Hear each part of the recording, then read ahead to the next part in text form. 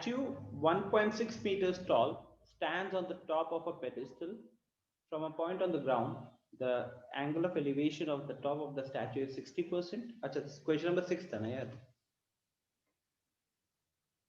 A 1.5 meter tall boy is standing at some distance from a 30 meter tall building. तो 1.5 metre का लड़का है जो कि एक 30 मीटर की बिल्डिंग से थोड़ा दूर है. अच्छा, तो एक काम करता हूं, मैं यहीं पे अभी फिलहाल डायग्राम बनाता हूं क्वेश्चंस को थोड़ा बड़ा रीड करके. ठीक है, फिर इसको रब कर दूंगा अभी और अगले पेज में फिर बना लेंगे.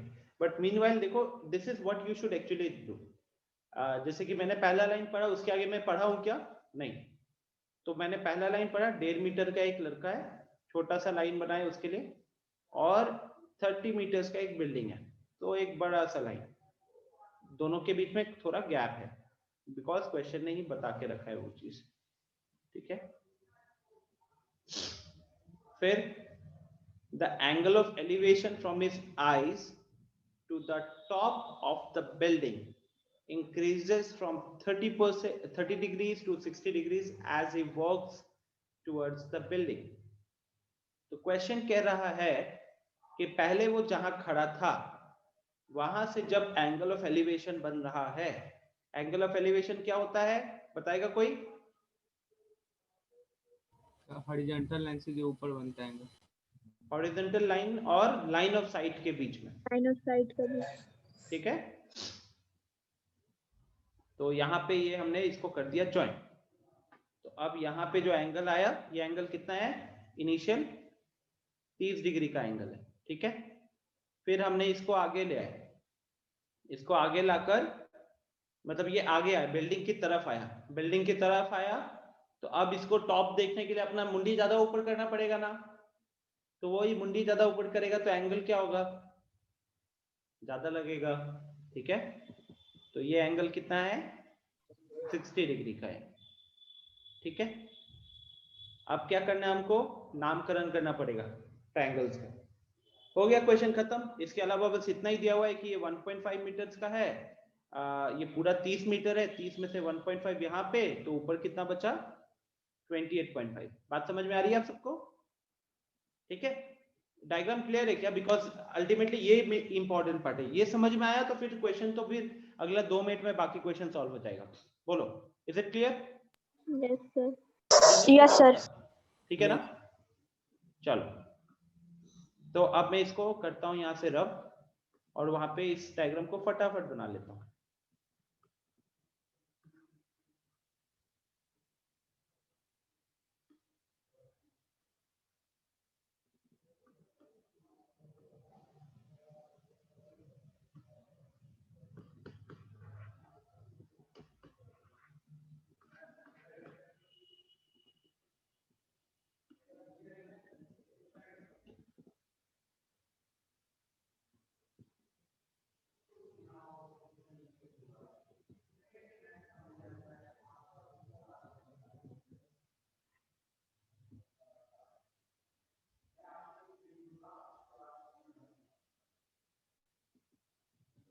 इतना साफ जो मैंने ड्राइंग बनाया ना, मैं मैथ्स के टीचर होते तो रो देते.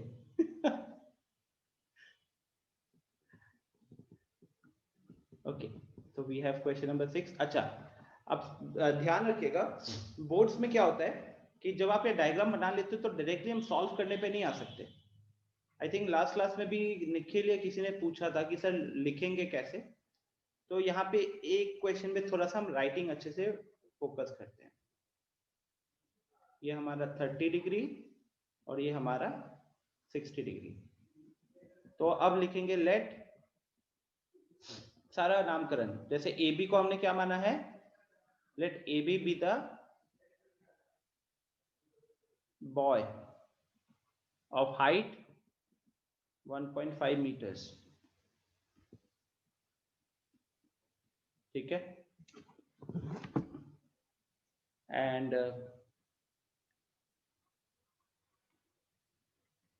CE be the building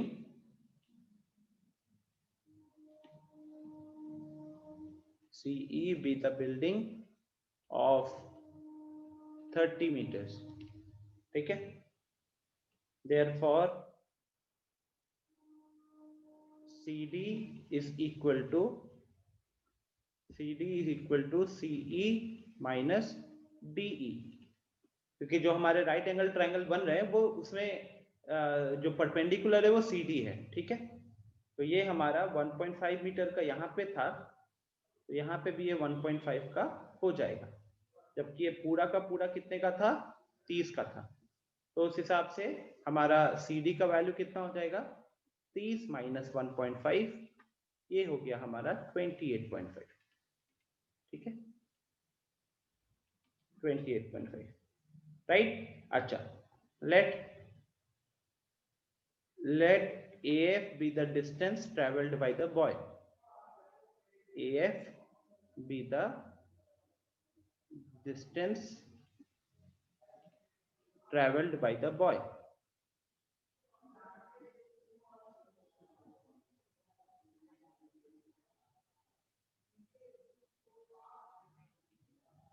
ठीक है, तो ये बेसिक चीजें आपको लिखनी पड़ेंगी, क्योंकि क्वेश्चन में बॉय के बारे में बोला गया था, उसकी हाइट के बारे में, बिल्डिंग के हाइट के बारे में बोला गया था, और बोला गया था कि वो बिल्डिंग की तरफ मूव किया था। तो वो चीजें मैंने यहाँ पे बता दी। अब क्वेश्चन ने क्या निकालने के लिए दिया हम लोगों को, क्या निकालने दिया क्वेश्चन ने,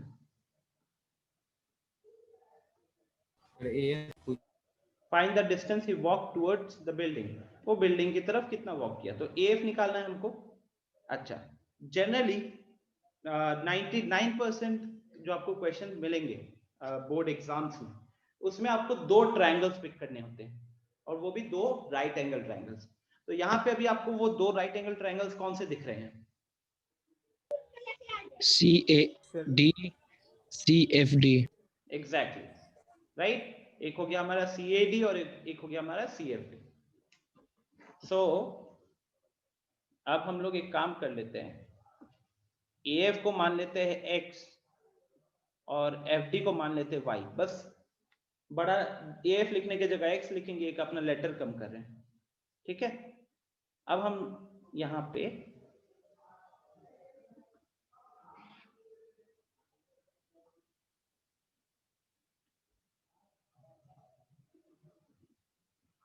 अच्छा, अब जब हमने ट्रायंगल पिक किया, मान लो हमने CFD से शुरुआत की, ठीक है, CFD से शुरुआत की। अब यहाँ पे आपको रेशियो सोचना है, ट्रिगोनोमेट्रिक रेशियो सोचना है कि इसको यूज करने से फायदा होगा। अब हमको निकालना क्या है, हमको निकालना है X, ठीक है, हमें तो क्वेश्चन के अकॉर्डिंग X फाइंड आउट करना है। तो अब बताइए कि अगर हम CFD ट्रायंगल उठा रहे हैं तो कौन सा वैल्यू निकालने से हमको फायदा होगा, थिंक। tan, tan निकालने से हमको फायदा होगा। क्यों tan निकालने से फायदा होगा, बिकॉज CFD में जो परपेंडिकुलर है वो है CD। डायग्राम पे देखिए, परपेंडिकुलर जो है वो है CD, और CD की वैल्यू जो है वो हम कैलकुलेट कर चुके हैं, वो हम 28.5 कैलकुलेट ऑलरेडी कर चुके हैं। तो जैसे ही हम tan लगाएंगे हमारा Y निकल जाएगा, और फिर जब बड़ा वाला ट्रायंगल पिक करेंगे, देखो गाइस, आपने मान लो अपनी Y निकालने के बारे में सोचा, और बाद में अगर जरूरत पड़ा तो हम हाइपोटेन्यूज निकालना हो हाइपोटेन्यूज निकाल लेंगे, ऐसी कोई बड़ी बात नहीं है, ठीक है। और ये हल्का फुल्का 2-4 क्वेश्चंस करके आइडिया होता है कि कौन सा रेशियो पिक करने से ज्यादा फायदा है। जैसे आपको रियलाइज होगा थोड़ा सा एक्सपीरियंस के बाद कि यहाँ साइन लगाएंगे या कॉस लगाएंगे या सेक या कॉसेक लगाएंगे तो कोई फायदा नहीं होने वाला, ठीक है। तो अब शुरू करते हैं हम tan 60 degrees. Now tan 60 degrees की वैल्यू कितनी होती है, √3 होती है। और इस ट्रायंगल में tan 60 मतलब क्या, tan 60 मतलब CD upon FD, fix deposit, ये हो गया अपना √3। अब CD के जगह पे हम क्या लिखेंगे, 28.5।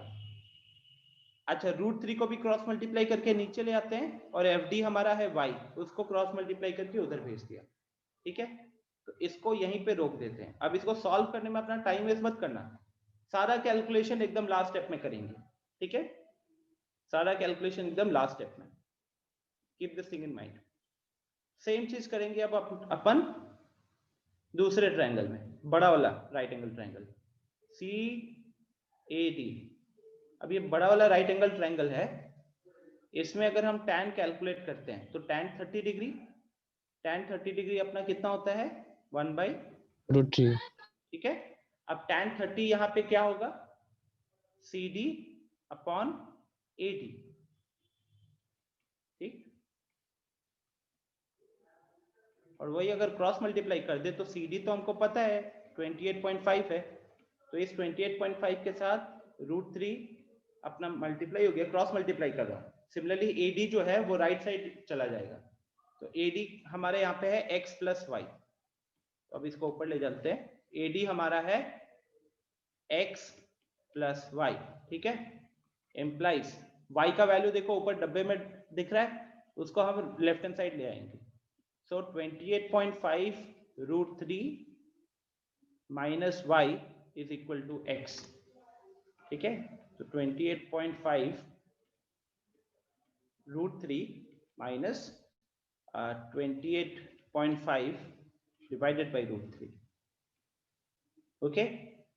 फायदा हुआ ना, कोई कैंसिलेशन नहीं किया हम वहां पे, और ये ज्यादातर क्वेश्चन में आपको देखने को मिलेगा रूट वगैरह वाले में। तो अब एलसीएम लोगे तो एलसीएम आएगा √3 का, और मान लो कि 28.5 हमने कॉमन ले लिया था, तो ब्रैकेट में क्या बचेगा 3 माइनस 1, ठीक है। तो ये आपका 28.5 इंटू 2 अपॉन √3, क्रॉस मल्टीप्लाई करेंगे विकास, इरेज करो से, नाम शो हो जाता है। चलो इसको बंद भी कर देता हूँ। तो 28.5 इंटू 2 अपॉन √3, सॉरी सर गलती से हो गया। कोई दिक्कत नहीं। 28.5 इंटू 2 अपॉन √3, अब हम रैशनलाइज कर रहे हैं, ठीक है। नीचे से रूट हटाते हैं हम डिनोमिनेटर से, तो √3 से ऊपर नीचे मल्टीप्लाई डिवाइड किया, सो जिसके कारण अब डिनोमिनेटर में 3 आ गया, ऊपर हमारा 28.5 इंटू 2 इंटू √3 है। अब ये 28.5 जो है ना वो 3 से कैंसिल हो रहा है, तभी इन्होंने रैशनलाइजिंग दिया था, वरना नहीं देते। सो ये आ जाएगा आपका 9.5, 9.5 इंटू 2 करोगे तो आपको आएगा 19, तो फाइनली हमारा आंसर आ गया 19√3, ठीक है। तो नीचे वाला पार्ट इंपॉर्टेंट नहीं है, ये आपको दिख रहा है, it was all simplification. What was important guys, important was to figure out कि कौन सा ट्रायंगल पिक करना है, और उस ट्रायंगल में से हमको कौन सा साइड्स चाहिए। जैसे हमको चाहिए था x, x कहाँ से आता, बड़ा वाला राइट एंगल ट्रायंगल से। अब बड़ा वाला राइट एंगल ट्रायंगल में हमेशा आपको यही सोचना है कि हमको कौन सा रेशियो दिया हुआ है, हमको सॉरी कौन सा साइड्स का वैल्यू मेरे को पता है। तो मेरे को CD पता था, CD उस 30 डिग्री के लिए परपेंडिकुलर की तरह काम कर रहा है, तो परपेंडिकुलर पता है, और जो आपको निकालना है वो कहीं ना कहीं बेस का कुछ पार्ट है। तो इससे आपको हिट हो जाना चाहिए दिमाग में, घंटी बजनी चाहिए कहने के लिए कि भाई साहब मुझे यहाँ पे tan लगाना है, ठीक है। अब वो tan लगाने के लिए आपको y की वैल्यू भी चाहिए होगी, और यही y की वैल्यू आपको कहाँ से मिलेगा, ये छोटू वाला जो राइट एंगल ट्रायंगल है यहाँ से मिलेगा, ठीक है। इज इट क्लियर, जिन जिन के डाउट्स है इसमें? अंश, श्रेया, श्रुति, युविका, इज इट क्लियर? ये आपके डाउट थे क्वेश्चन नंबर 6 में? Yes sir. श्रुति कोई दिक्कत है?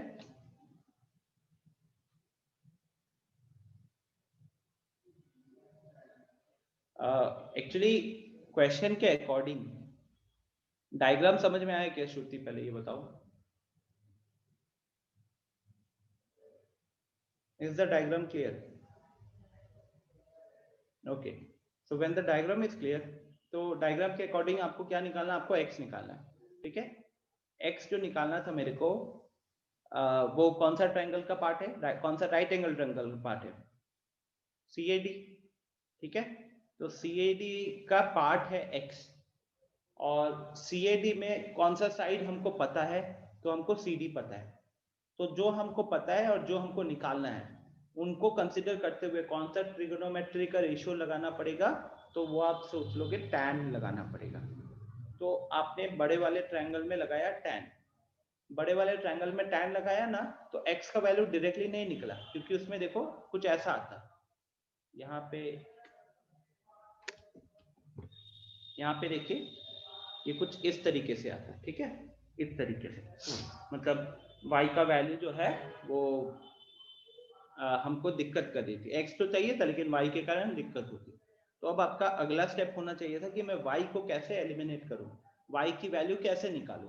तो y आपको अब कहाँ पे दिख रहा है, वो छोटा वाला राइट एंगल ट्रायंगल में दिख रहा है, और उसी छोटे वाले राइट एंगल ट्रायंगल में y के अलावा कौन सा साइड है जिसका वैल्यू हमको पता है, दैट इज अगेन CD। तो CD is the perpendicular for 60 degree, y is the base for 60 degree। तो परपेंडिकुलर अपॉन बेस करेंगे तो वहां से हमारा काम बन जाएगा और y की वैल्यू निकल जाएगी। वही ये ब्लू कलर में y निकला और उसको हमने यहाँ पे पुट किया और हमारा x का वैल्यू आ गया।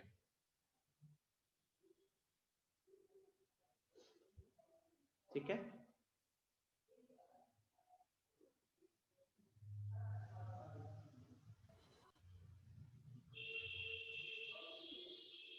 क्लियर है अभी?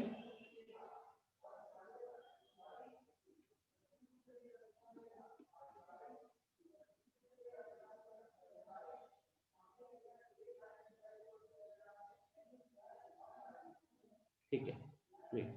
तो अब हम मूव ऑन करते हैं अगले क्वेश्चन पे। अगला डाउट जो दिख रहा था 7 था, राइट, श्रेया का, विशाल का।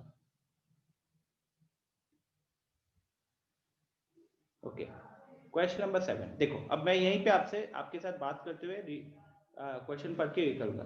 From a point on the ground the angles of elevation of the top and bottom of a transmission tower fixed at the top of a 20 metre high building. ये दिख रहा है जो लाइन ड्रॉ कर रहा हूं मैं? Yes sir. ठीक है, तो ये हमारा बिल्डिंग, मतलब कहने के लिए इस बिल्डिंग के ऊपर ही आपका ट्रांसमिशन टावर लगा हुआ है। ठीक है, ये नीचे ये बिल्डिंग है, बिल्डिंग के ऊपर ट्रांसमिशन टावर लगा हुआ है और ग्राउंड पे एक पॉइंट है, तो ग्राउंड के ऊपर एक पॉइंट है। ये पॉइंट का, इस पॉइंट का 20 मीटर मतलब एक बॉटम, ये आपका बॉटम ऑफ टावर हो गया और ये आपका टॉप ऑफ टावर हो गया। ठीक है,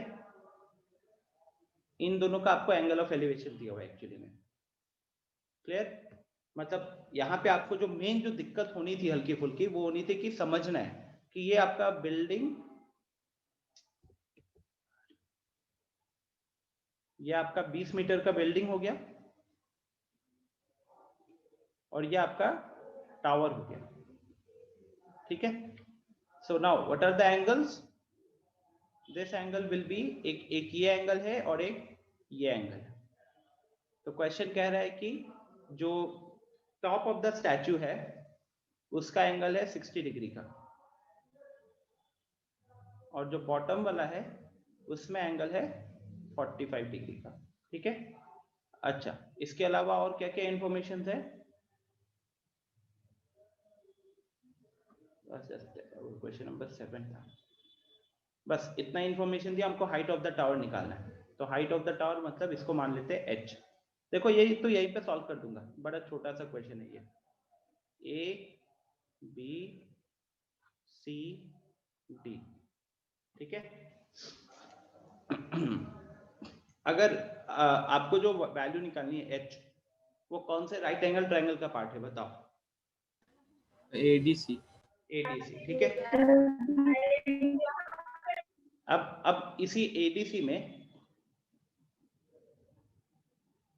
ट्रायंगल ADC में अगर हमको फिर कौन सा रेशियो लगाना चाहिए, ये आपके दिमाग में अगला क्वेश्चन आना चाहिए। ठीक है, अब यहाँ पे हमारे पास परपेंडिकुलर है, हमारे पास बेस नहीं है, तो बेस को मान लेते हैं x, बेस को मान लेते हैं x। So tan 60 degree is equal to h plus 20 upon x। ठीक है ना, h प्लस 20, देखो 60 डिग्री के लिए परपेंडिकुलर देखो अच्छे से, ऊपर h है नीचे 20 है, तो h प्लस 20 हो गया और बेस हमारा x है, ठीक है।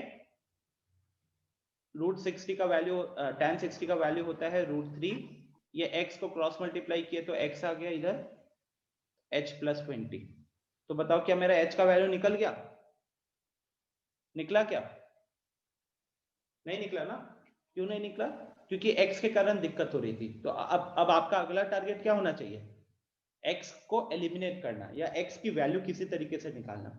तो वही जो x है वो देखो दूसरा राइट एंगल ट्रायंगल कौन सा है जिसका वो हिस्सा है, वो है हमारा BCD, BD ठीक है। तो अब ये BCD ट्रायंगल में अगर हम tan लगाते हैं, BCD ट्रायंगल में अगर हम tan लगाते हैं तो tan 45 कितना हो रहा है 20/x, ठीक है 20/x, और tan 45 की वैल्यू कितनी होती है 1 होती है। तो क्रॉस मल्टीप्लाई करोगे तो x का वैल्यू कितना आ गया, x का वैल्यू आ गया 20। जैसे ही x का वैल्यू 20 आ गया उसको हमने इसमें पुट कर दिया दोबारा, ठीक है। तो x का वैल्यू 20 आने के बाद ये आपका 20√3 is equal to h plus 20 हुआ। इस 20 को लेफ्ट हैंड साइड लेकर आ गए तो आपके पास 20√3 minus 20 is equal to h। 20 common ले लेना तो ब्रैकेट में √3 माइनस 1 आ जाएगा, ठीक है। आया समझ में विशाल एंड यस सर। ठीक है। श्रुति का एक क्वेश्चन है कि sir x is equal to h ले सकते हैं? नहीं श्रुति, कभी भी ऐसे एजम्पशंस नहीं करेंगे हम लोग, ठीक है।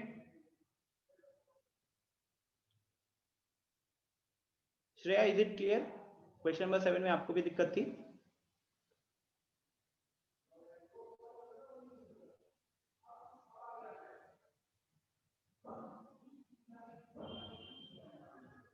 ठीक है, तो सिंपल सा था ये मैं यहां से रब कर रहा हूं, ठीक है। मुझे जरूरत पड़ेगी ये जगह भी।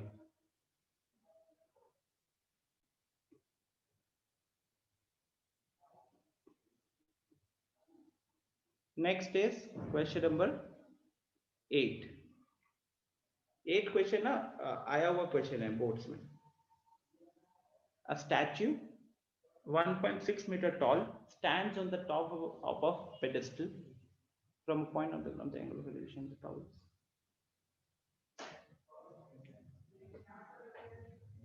यार ये एकदम पिछले वाले क्वेश्चन के जैसा है, तो मैं डायग्राम बना देता हूं, आपको समझ में आ जाएगा, फिर मेरे को सॉल्व नहीं करना पड़ेगा।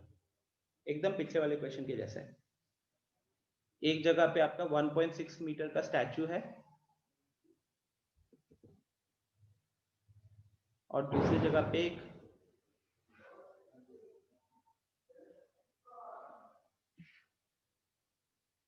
ठीक है, यहां मान लेते हैं, मतलब एक ऐसा समझो कि एक पोल के ऊपर एक मिनट, पेडेस्टल के ऊपर स्टैचू लगी हुई है, राइट।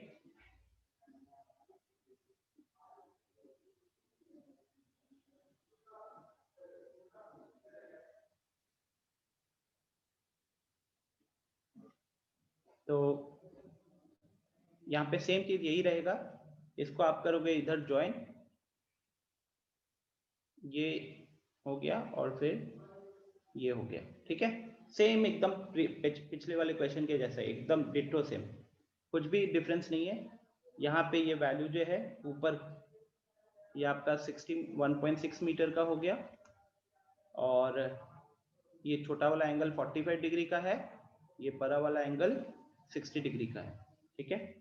और आपको हाइट ऑफ द पेडेस्टल मतलब अब ये निकालना है। पिछले वाले क्वेश्चन में नीचे वाला पार्ट पता था, ऊपर वाला पार्ट निकालना था। इस क्वेश्चन में ऊपर वाला पार्ट पता है, नीचे वाला पार्ट निकालना है। सेम दो ट्रायंगल्स जैसे पिछले वाले में कंसीडर किए थे, वही दो ट्रायंगल्स यहाँ पे भी कंसीडर करना पड़ेगा, ठीक है। तो I think I can leave this question now. शिक्षा, आपको इसमें प्रॉब्लम था एंड श्रुति तो एंड आयशा, तो can I leave this now? Yes sir. ठीक है, फिर आते हैं 9th पे।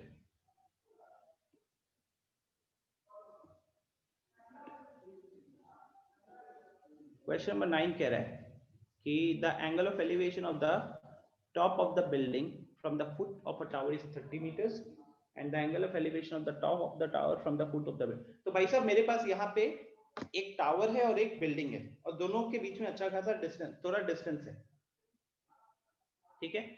अब इसमें से कौन सा बड़ा है ये बता सकते हो क्या कोई?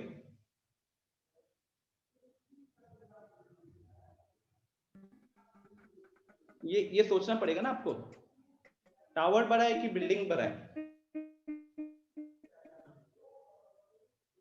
Tell me in the chat box, question पढ़ो, थोड़ा दिमाग लगाओ और बताओ कि टावर बड़ा है कि बिल्डिंग बड़ा है।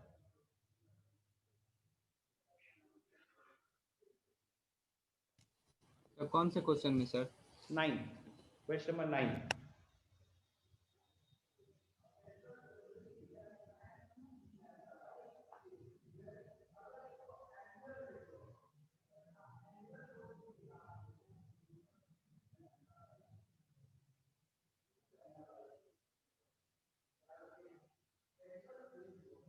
कुछ लोगों का कहना है टावर, कुछ लोगों का कहना है building.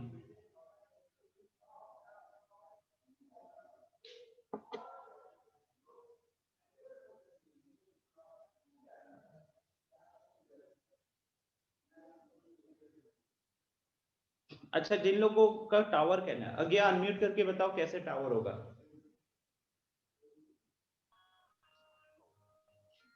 Sir angle of elevation होता है वहां पे सर, मतलब कि कैसे बताएं सर? चलो बंद करो, बंद करो, बैकग्राउंड में गाना चल रहा है, बंद करो। निखिल, क्या लॉजिक होगा आपका टावर कहने का, बताओ।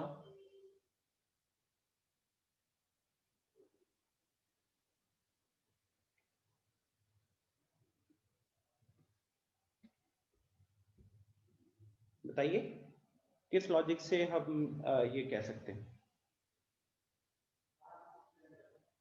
एंगल ऑफ एलिवेशन तो देखो यार, कहने के लिए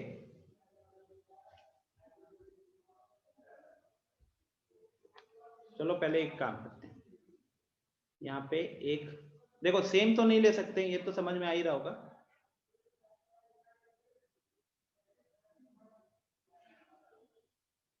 ठीक है, अच्छा। क्वेश्चन कह रहा है कि top of a building from foot of a tower is 30 degree.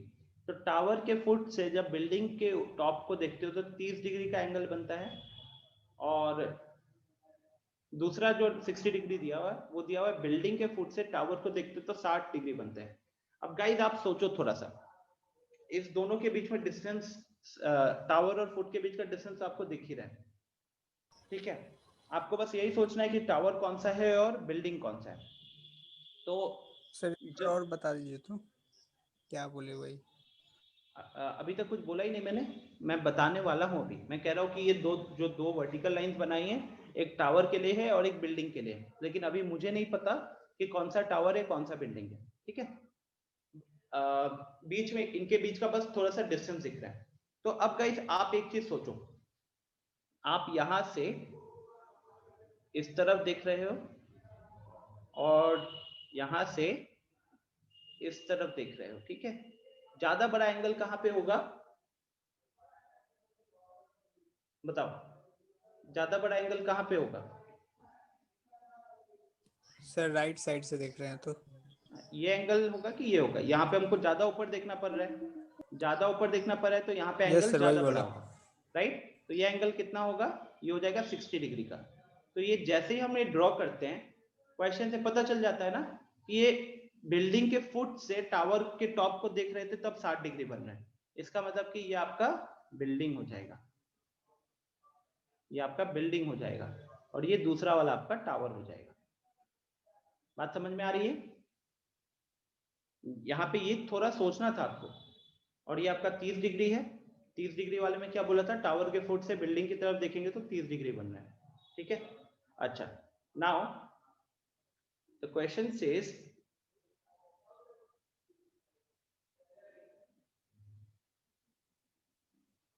Tower की हाइट है 50 मीटर की, हमको निकालना है height of the building.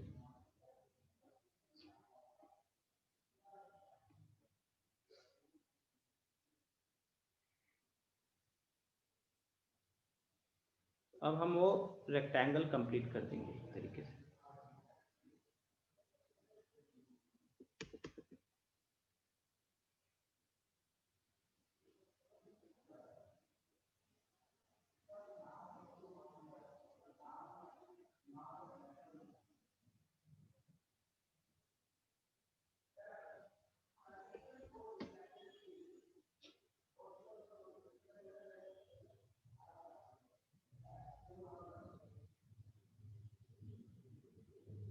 Actually needed not, red line की जरूरत ही नहीं है। So A B C D, distance को मान लेते हैं x, बिल्डिंग की हाइट को मान लेते हैं h, ठीक है, और ए बी हमको दिया हुआ है, ए बी हमको दिया हुआ है, ठीक है।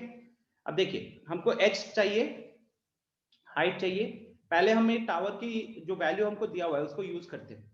तो टावर की हाइट हमको दी हुई है 50 मीटर की, BC हमने x माना हुआ है, तो ट्रायंगल ABC, इस ट्रायंगल में अगर हम tan 60 डिग्री लगाते हैं तो tan 60 डिग्री की वैल्यू आती है AB अपॉन BC, ठीक है। जहां पे BC क्रॉस मल्टीप्लाई कर लेते तो BC को तो हमने x माना हुआ है, AB हमारा 50 और tan 60 हो गया हमारा √3, ठीक है। तो इसको हम मार्क कर लिए और इसको यूज करेंगे अगले वाले में। नेक्स्ट जो हमें निकालना है h, वो हम दूसरा राइट एंगल ट्रायंगल है, ट्रायंगल BCD।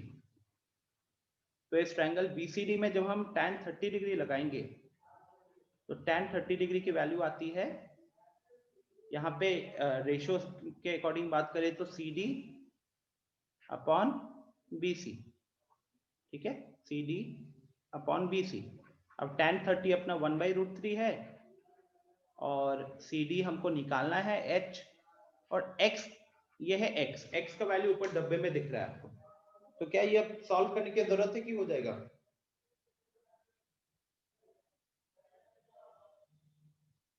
मैं रिपीट वापस ही कर देता हूं। ऐसे ये डायग्राम बनाया, डायग्राम बनाकर आपको एक बार सोचना था कि टावर कौन सा होगा, बिल्डिंग कौन सा होगा, ठीक है। और फिर हमने ट्रिगोनोमेट्रिक रेशियोज लगाया। पहले हमने टावर का जो 50 मीटर का हाइट दिया होता उसको यूज करने के लिए हमने ट्रायंगल ABC कंसीडर किया। उस ट्रायंगल ABC में हमने tan कैलकुलेट किया और tan कैलकुलेट करके tan से हमने निकाल लिया h का वैल्यू, और h का वैल्यू x का वैल्यू निकाला, और फिर दूसरा राइट एंगल ट्रायंगल में उसी x के वैल्यू को यूज करके हमको जो हाइट निकालनी थी वो हमने कैलकुलेट कर ली। तो बताइए, इज इट क्लियर कि कोई डाउट है?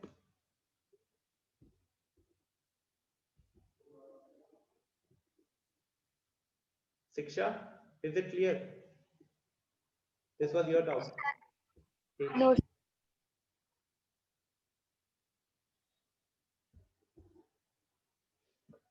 तो गाइस अगेन कहाँ पे मेन दिमाग लगाना पड़ता है? डायग्राम पे। डायग्राम बनाने के बाद तो बस हमको सोचना है कि कहाँ जो चीज हमको दी हुई है और जो चीज हमको निकालनी है उनके बीच में कौन सा रेशियो लगाना है, राइट। और आपने नोटिस किया होगा कि हर जगह हमको 2 राइट एंगल ट्रायंगल्स पिक करने होते हैं। एक राइट एंगल ट्रायंगल ऐसा होता है जिसमें एक इंफॉर्मेशन हमको पता है, दूसरा हम निकालते हैं, और दूसरा हम इस तरीके से निकालते हैं कि सेकेंड राइट एंगल ट्रायंगल में उसका यूज हो जाए, ठीक है। So next is question number 10.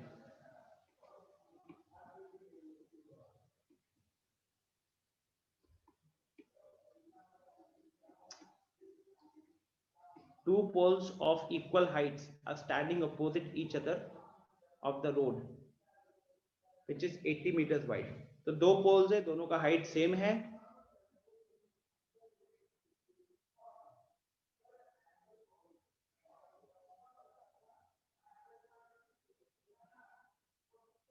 ठीक है। इनके बीच में ये जो डिस्टेंस है, ये डिस्टेंस दिया हुआ है 80 मीटर्स का। तो पहला लाइन पढ़कर मैंने ये डायग्राम बना लिया। फिर क्वेश्चन कह रहा है from a point between them on the road, इनके बीच का रास्ते के ऊपर का एक पॉइंट लिया गया, मान लो ये पॉइंट है, तो यहाँ से एंगल ऑफ एलिवेशन देखा जा रहा है किस किस का, पोल का और दोनों पोल्स का, राइट। एक यहाँ पे और एक यहाँ पे, ठीक है। अब देखो जैसे मैं डायग्राम बनाऊंगा ना, आपको भी लग जाएगा कि सर ये तो अब हो जाना चाहिए। एक है 30 डिग्री का और एक है 60 डिग्री का। यहाँ पे मैं दिमाग ही नहीं लगा रहा हूँ कहाँ पे कौन सा 30 कहाँ जाएगा 60 कहाँ जाएगा, क्योंकि दोनों सेम साइज के हैं, राइट। तो इसको भी h मान लेते हैं, इसको भी h मान लेते हैं। अच्छा, नीचे वाले पार्ट में अगर देखोगे तो अगर हमने इसको x कंसीडर कर लिया तो ये हमारा 80 माइनस x हो जाएगा, ठीक है। तो फिर आपको हमको क्या निकालना, हमको हाइट निकालना है और हमको distance of the point from the poles बताना है। तो कहीं ना कहीं हमको h का भी कैलकुलेशन करना है और हमको x का भी कैलकुलेशन करना है, राइट। तो देखो अब क्विकली मैं मान लो पहला ट्रायंगल लेता हूँ, तो पहला ट्रायंगल में tan 60 लगाएंगे, ठीक है। tan 60 यहाँ पे कितना हो जाएगा h/x, तो यहाँ से h का वैल्यू कितना आ गया, √3x हो गया, ठीक है। फिर देखो मैं दूसरा ट्रायंगल उठाता हूँ, दूसरा ट्रायंगल में हम tan लगाएंगे फिर से। अच्छा, tan ही क्यों लगा रहे हैं, बिकॉज h और x जो है परपेंडिकुलर और बेस की तरह काम कर रहे हैं, यहाँ पे हाइपोटेन्यूज का कोई लेना देना नहीं है, ठीक है। तो now we have h/80 minus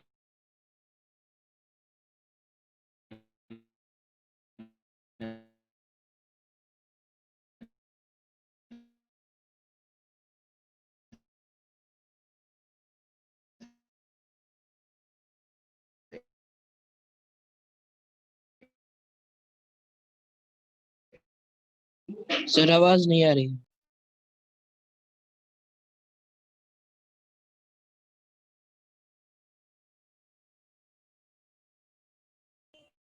sir video pause हो गई है। सर वीडियो पॉज हो गया है।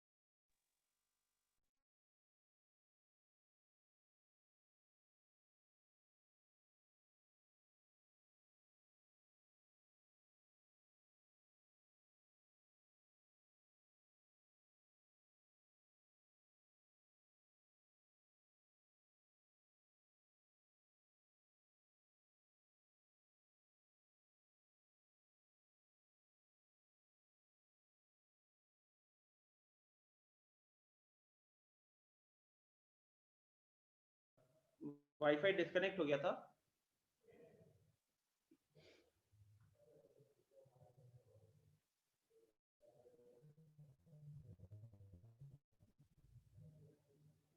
ओके, तो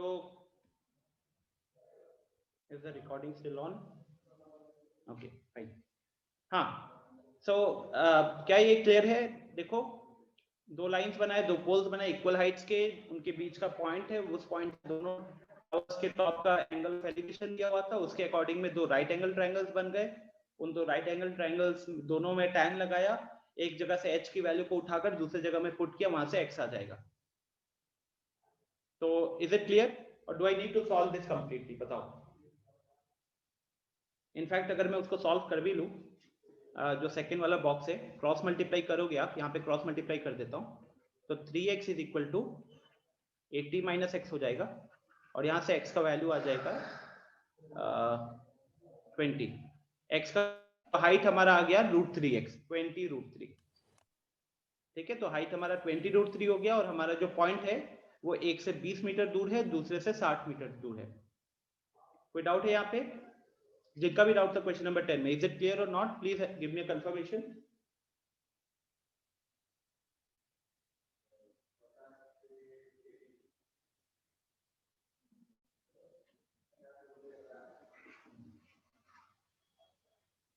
ठीक है,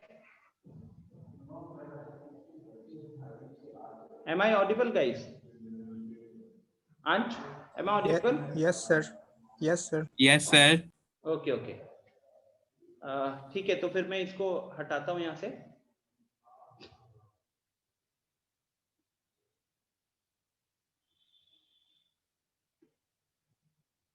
अब आते हैं क्वेश्चन नंबर 11 पे। 11 में डाउट है किसी को?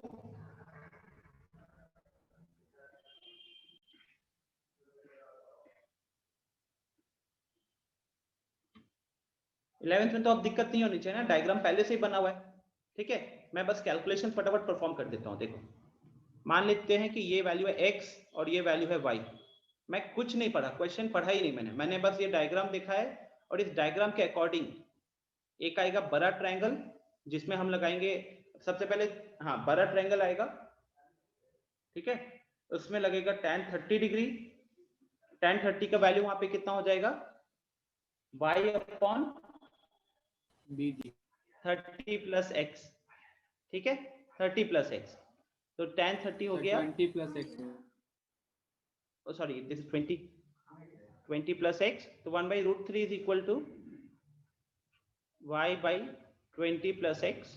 ठीक है, यहां से y की वैल्यू निकाल लेते हैं, तो y की वैल्यू आ गई 20 प्लस x अपॉन √3। ठीक है, फिर पिक करते हैं दूसरा ट्रायंगल, छोटा वाला ट्रायंगल, वहां पे लगाएंगे tan 60। tan 60 यहाँ पे कितना हो जाएगा? y upon x।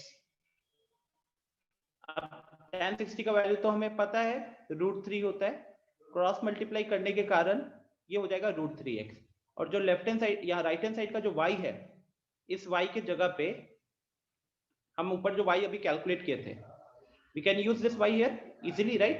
ये हो गया आपका 20 plus x upon √3, 20 plus x upon √3। ठीक है,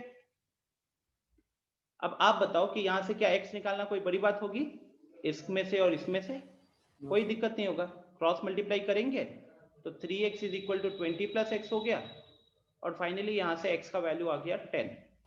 x का वैल्यू जैसे ही 10 आ गया, अब मान लो क्वेश्चन ने अगर y पूछा होता तो इसको हम यहाँ पे वापस पुट कर देते और हमारा यहाँ से y कैलकुलेट हो जाता। देख रहे हो? तो बिना क्वेश्चन पढ़े, क्वेश्चन में क्या पूछा है मेरे को मैटर ही नहीं, डायग्राम बन गया तो मुझे दिख रहा है दो ही वेरिएबल्स है, y और x, तो y या x ही आपको क्वेश्चन पूछता है, क्योंकि वो जनरली ऐसी चीज पूछता है जो दोनों ट्रायंगल्स में कॉमन हो। ठीक है, तो बहुत इजीली कैलकुलेट हो जाता है ये पार्ट। बस इतना ही सोचना है कि हमारे पास क्या गिवन है और हमको क्या निकालना है, दोनों के बीच का रिलेशन। ठीक है, तो this is the benefit of doing this topic. ज्यादा दिमाग नहीं लगाना होता, क्या दिया हुआ है, क्या गिवन है, कौन सा ट्रिगोनोमेट्रिक रेशियो लगेगा, यूज करो, काम खत्म।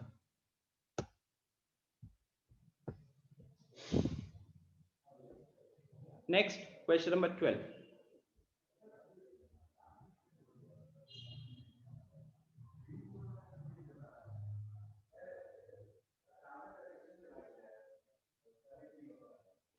क्वेश्चन नंबर 12 कह रहा है from the top of a 7 metre high building, एक बिल्डिंग है 7 मीटर की, तो क्वेश्चन पढ़ो और वो डायग्राम बनाओ भाई।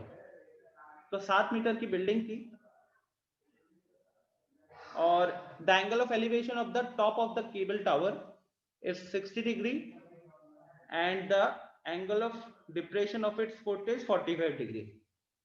तो इसका मतलब है कि एक बिल्डिंग से एक केबल टावर की तरफ हम ऊपर देख रहे हैं और नीचे देख रहे हैं, ठीक।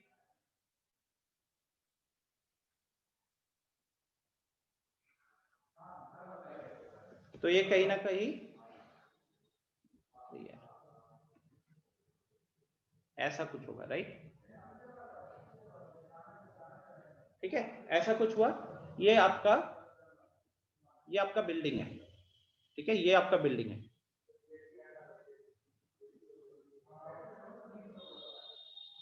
और ये हमारा केबल टावर है, ठीक है। तो क्वेश्चन कह रहा है कि बिल्डिंग के टॉप से, टावर का टॉप मतलब ये वाला हिस्सा, यहां पे एंगल ऑफ एलिवेशन बन रहा है 60 डिग्री का। अब आपको पता है कि जो एंगल ऑफ एलिवेशन होता है वो लाइन ऑफ साइट और हॉरिजॉन्टल लाइन, तो अब यहाँ पे एक हॉरिजॉन्टल लाइन बनाना होगा।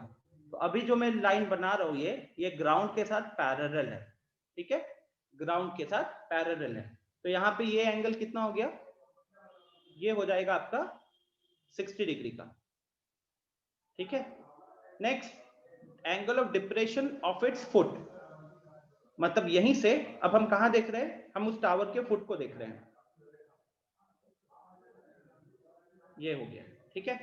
यहां पे एंगल कितना आ रहा है, ये आ रहा है 45 डिग्री। अब एंगल ऑफ डिप्रेशन क्या होता है, again line of site and horizontal line के बीच का एंगल।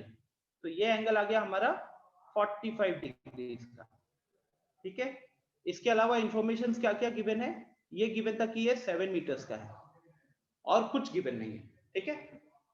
तो जैसे ये डायग्राम बना, अब हमारे को फटाफट बाकी चीजें लिखनी है।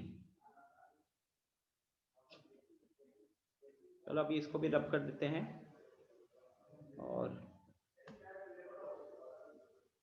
ये भी रब कर देते हैं, ठीक है। So now quickly let's assume कि मान लो ये नीचे वाला पार्ट y है, तो ये भी y हो जाएगा, ये 7 है तो ये भी 7 हो जाएगा, और इसको मान लेते हैं x, ठीक है। क्वेश्चन के अकॉर्डिंग हमको क्या फाइंड आउट करना है, height of the tower find out करना है। तो हाइट ऑफ द टावर क्या होगा यहाँ पे डायग्राम के अकॉर्डिंग, पहले ये बताओ जल्दी। 7 प्लस x, राइट। तो पूरा टारगेट अब किस पे आएगा, x निकालने पे आएगा, लेकिन x हम y के बिना निकाल नहीं पाएंगे। अच्छा, दो राइट एंगल ट्रायंगल अगर हमको उठाने हो तो कौन से पिक करोगे, एक ये वाला और दूसरा ये वाला पिक कर सकते हैं, ठीक है। तो ऊपर वाले में जब हम tan 60 लगाएंगे तो tan 60 की वैल्यू कितनी, x अपॉन y। तो यहां से x कितना आ गया, √3y आ गया, ठीक है। दूसरा ट्रायंगल में, दूसरा जो ट्रायंगल उसमें लगाएंगे tan 45। तो दूसरे ट्रायंगल के लिए tan 45 कितना होगा, ये हो जाएगा 7 अपॉन y। अब tan 45 की वैल्यू होती है 1, तो 1 is equal to 7 upon y। इसका मतलब है y का वैल्यू 7 के बराबर है। अब जैसे ही हमने y 7 के बराबर किया, इसको हमको कहां पुट करना चाहिए, वो ऊपर x वाले पार्ट में। तो अब हम वहां पुट कर देंगे, therefore x is equal to √3 into 7। तो ये आपका आंसर आ गया। इज इट क्लियर जिन जिन को दिक्कत थी क्वेश्चन नंबर 12 में?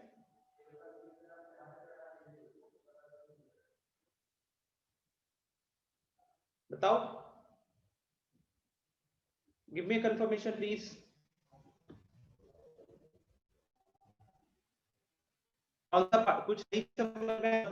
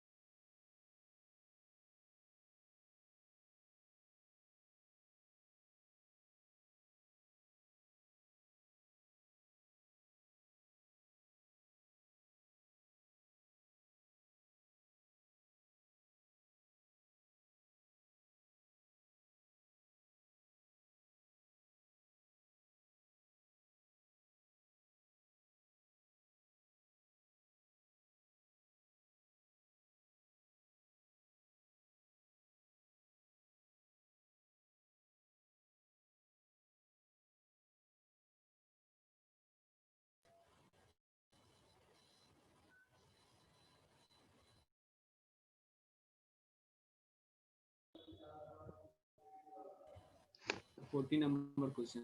हाँ देखिए प्रियंका, सबसे पहले क्वेश्चन को अगर आप थोड़ा रीड किए तो क्वेश्चन कह रहा है कि एक 7 मीटर्स का बिल्डिंग है और उस 7 मीटर्स के बिल्डिंग से एक केबल टावर के टॉप का एंगल ऑफ एलिवेशन दिया हुआ है और एक बॉटम का एंगल ऑफ डिप्रेशन दिया हुआ है।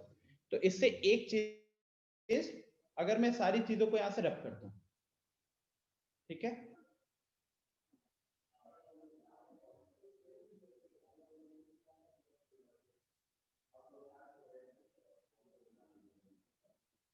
हाँ तो देखिए बेसिक चीजें जो हमको यहाँ पे एकदम समझ में आ जानी चाहिए थी कि टावर, सबसे पहले आपने एक 7 मीटर्स का बिल्डिंग का लाइन बना दिया और अब इस बिल्डिंग के लाइन से, बिल्डिंग के टॉप से आप क्या कर रहे हो, आप एक केबल टावर के टॉप को भी देख रहे थे और एक उसी टावर के फुट को भी देख रहे थे। तो इससे ये पता चल जाता है कि जो हमारा केबल टावर है उसका लेंथ इससे बड़ा होगा, तभी ना आप उसके बिल्डिंग से ऊपर देख पा रहे हो, टावर के टॉप की तरफ देख पा रहे हो।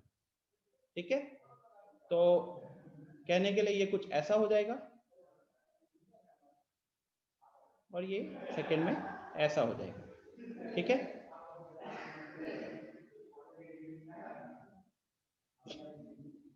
तो this is my building, this is my building and this is my tower। ठीक है, एंड बिल्डिंग का लेंथ हमको दिया हुआ था क्वेश्चन में कि ये 7 का है, 7 मीटर्स का है। ठीक है, साथ ही साथ अब हम एंगल्स को ड्रॉ कर लेते हैं। तो एंगल्स को ड्रॉ करना है तो हमको हॉरिजॉन्टल लाइंस चाहिए होंगी, राइट। तो यहाँ से आप टॉप से देख रहे थे, बिल्डिंग के टॉप से, तो यहाँ से एक हॉरिजॉन्टल लाइन बनाया मैंने। अब ये हॉरिजॉन्टल लाइन जो बनाया ये एक्चुअली में ग्राउंड के पैरेलल है। ये हॉरिजॉन्टल लाइन है, this is parallel to the ground. Okay, तो नाउ दिस एंगल, ये आपका एंगल ऑफ एलिवेशन हो गया बिल्डिंग के टॉप से लेके टावर के टॉप पे का वो, तो that is given as 60 degree. Okay, and second वाले में एंगल ऑफ डिप्रेशन, चाहे एंगल ऑफ एलिवेशन हो चाहे एंगल ऑफ डिप्रेशन हो, आपको क्या बोला हुआ है, दोनों ही एंगल में हम क्या करते हैं, दोनों ही एंगल में हम कैलकुलेशन, जो एंगल बनाते हैं वो लाइन ऑफ साइट एंड आपका horizontal line.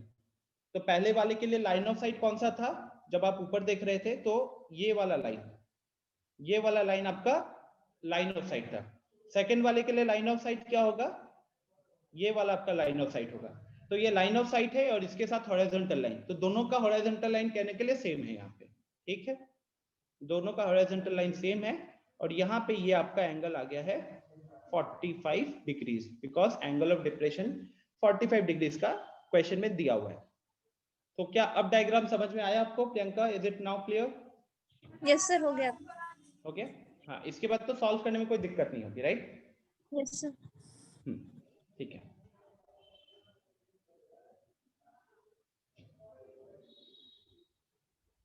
so next question number 13।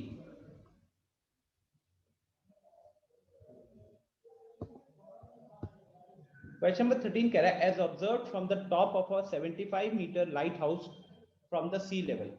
तो अब हमको ये पता चल गया कि हमको एक लाइट हाउस बनाना है। अब लाइट हाउस वगैरह सब, मतलब यहाँ पे जो भी चीज कहेंगे, पेडेस्टल बोले, टावर बोले, बिल्डिंग बोले, सबका सब एक स्ट्रेट लाइन बनाना है। आपको सोचना नहीं है कि उसका एक्चुअल शेप क्या होगा, आपको एक स्ट्रेट वर्टिकल लाइन बनाना है।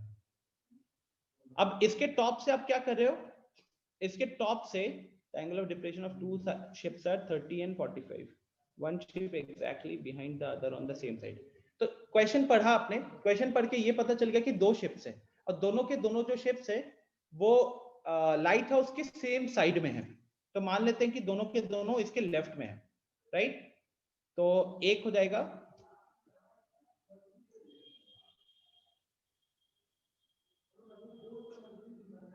तो एक ऐसे और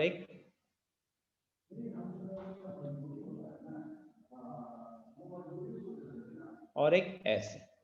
ठीक है,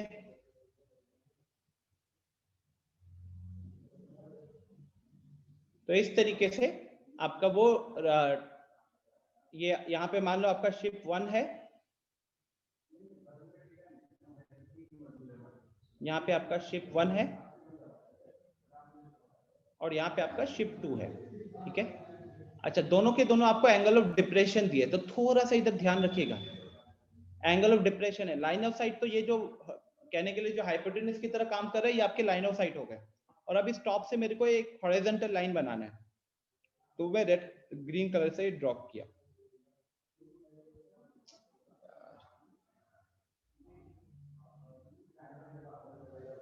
ठीक है। अच्छा, एक का एंगल है 35 डिग्री का, दूसरा का एंगल है 40, एक 30 डिग्री का है और एक दूसरा 45 डिग्री का है।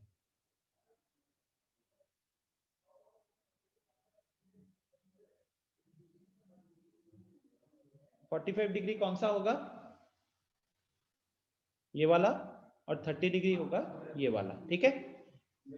अब ये वाली लाइन कहने के लिए इसके साथ पैरेलल है, तो उस हिसाब से ये ट्रांसवर्सल की तरह काम करेंगे, तो वो उस एंगल्स को आप चाहो तो यहां भी उतार सकते हो। तो यहाँ 45 आ गया और यहाँ पे 30 आ गया। Is it clear? ठीक है, सबको समझ में आ गया? बिकॉज यही पार्ट पे बस आपका काम है, इसके बाद और कुछ नहीं है।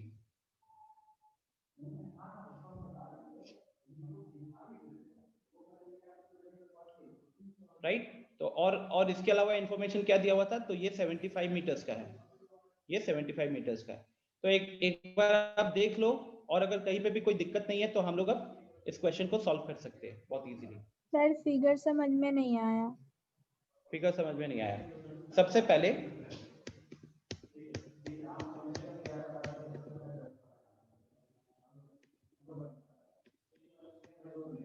हाँ, अब आप ये बताओ कि ये पार्ट समझ में आया?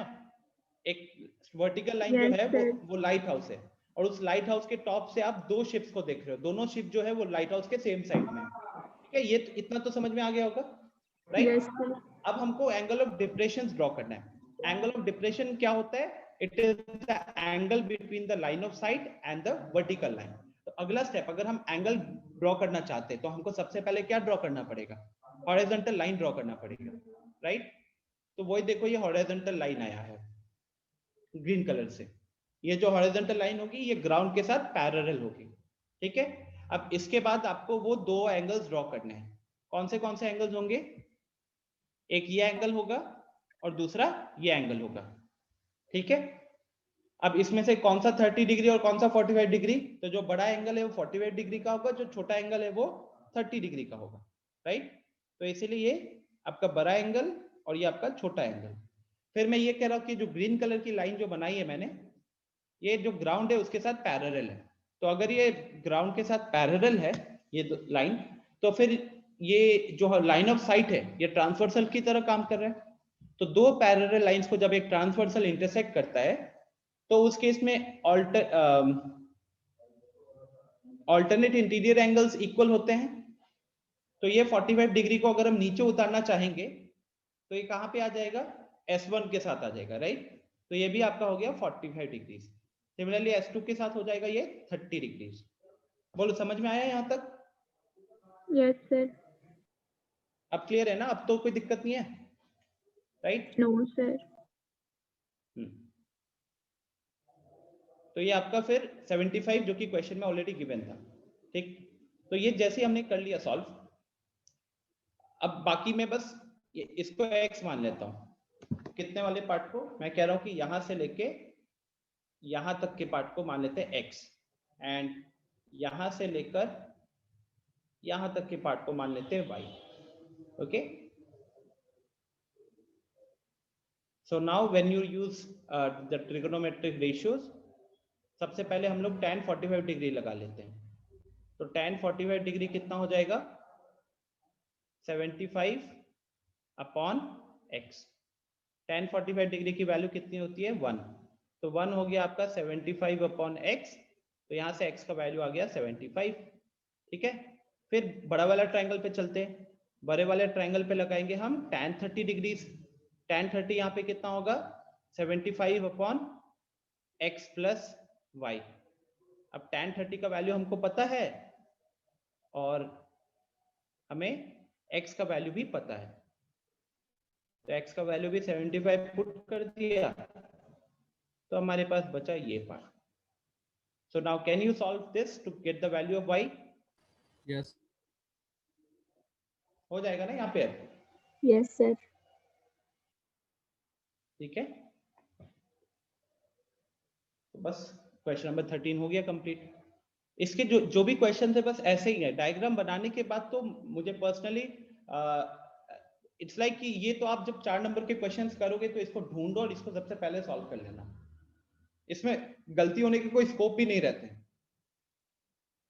और जनरली जो आपको क्वेश्चन मिलता है ना बोर्ड्स में, वो ऐसा मिलता है कि 8.4 एक्सरसाइज और ये 9.1 एक्सरसाइज, दोनों का एक एक क्वेश्चन होता है और लगा हुआ रहता है, तो सब कोई इसी के क्वेश्चन सॉल्व करते हैं।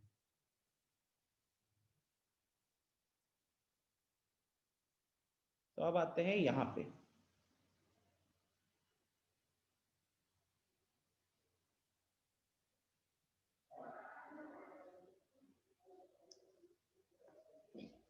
Okay, now quickly look at question number 14. Diagram is already there in front of you. So बताइए फिर उसके इसमें सॉल्व करने की जरूरत पड़ेगी? No, sir. No, sir. क्या डायग्राम के अगर मैं ट्रायंगल्स को कंप्लीट करता हूँ, देखो एक चीज है जहां पे आप लोग गलती करोगे। सर इसमें निकालना क्या है सर? क्वेश्चन कह रहा है find the distance travelled by the balloon, तो आपको ये निकालना है, यहां से लेके यहां तक का डिस्टेंस कैलकुलेट करना है। मतलब कहने के लिए ये यहां से लेके यहां तक की जो है ना, ये कैलकुलेट करना है। ठीक है, अच्छा एक चीज और देखो आप लोग, ये लेंथ कितनी है बताना, ये रेड कलर से जो मैंने ड्रॉ किया है। 88.2 88.2 metre. No no no no no, यहीं पे इन्होंने आपके साथ गेम करा है। तो Read पूरा the लेंथ question है once. Read the question once. A 1.2 meter tall girl spots a balloon moving with the wind in a horizontal line at a height of 88.2 meters from the ground. So this 88.2 is actually from the ground. But in my diagram, is it from the ground? No, right? It is actually 87 with respect to the 87. Because right now जो मैंने line बनाई है, it is with respect to the eye of the girl, right? तो उस हिसाब से ये जो नीचे का थोड़ा सा हिस्सा है ना, नीचे का ये जो थोड़ा सा हिस्सा है, ये 1.2 वाला पार्ट माइनस हो जाएगा। तो this 88.2 is for the entire thing, मतलब यहां से लेके यहां तक के लिए 88.2 है। अगर मैं यहां से लेके अगर सिर्फ यहां तक का देखूं तो वो कितना होगा? 87 होगा। तो बस इसी चीज को ध्यान में रखिएगा, बाकी सब कुछ सेम है। 87.2 नहीं होगा निखिल, 88.2 में से गर्ल की हाइट है 1.2, उसको हम करेंगे सब्ट्रैक्ट, 87 होगा। ठीक है, इज इट क्लियर? मतलब मेन तो डायग्राम था, इसके बाद तो मुझे नहीं लगता कोई दिक्कत होगी, बिकॉज अगेन सब कुछ सेम पिछले क्वेश्चन के जैसे ही चलेंगे, राइट? जो जहां पे थोड़ा फंसने के चांसेस है ना, वो है question number 15 and question number 16, because they are slightly different from the previous questions, specially question. हमारे पास टाइम बचा नहीं है, तो I will do one thing, मैं 15 और 16 अगली क्लास में करता हूँ, बिकॉज मेरी इसके बाद एक और क्लास भी है। ठीक है गाइस, 2 क्वेश्चन बचे हुए, आप लोग ट्राई कीजिएगा। इनफैक्ट मैं सॉल्यूशन जो है लिखकर आपको ग्रुप पे सेंड भी कर दूंगा। ठीक है, 15 और 16 का सॉल्यूशन लिख के सेंड कर दूंगा और अगली क्लास में डिस्कस कर लेंगे जल्दी से। Okay sir. ठीक है, तो कोशिश करना कल के दिन को यूज करो और इस टॉपिक को अपने एंड से पूरा खत्म कर दो, done and dusted type. Okay, so that you will feel relax कि एक 4 नंबर का क्वेश्चन हमारे हाथ में इजीली आ गया, और इसी में से कुछ आएगा, इसके अलावा कुछ ज्यादा मुश्किल क्वेश्चन नहीं है। बाकी मैं कुछ पास्ट ईयर क्वेश्चन आपको सेंड कर दूंगा, एक बार मेरे को याद करा देना बस। Okay, so I am ending the session here guys, thank you everyone. आज का कोई खास पीपीटी बनना नहीं है, जो भी है इसी पे लिखा हुआ है। ठीक है, चलो।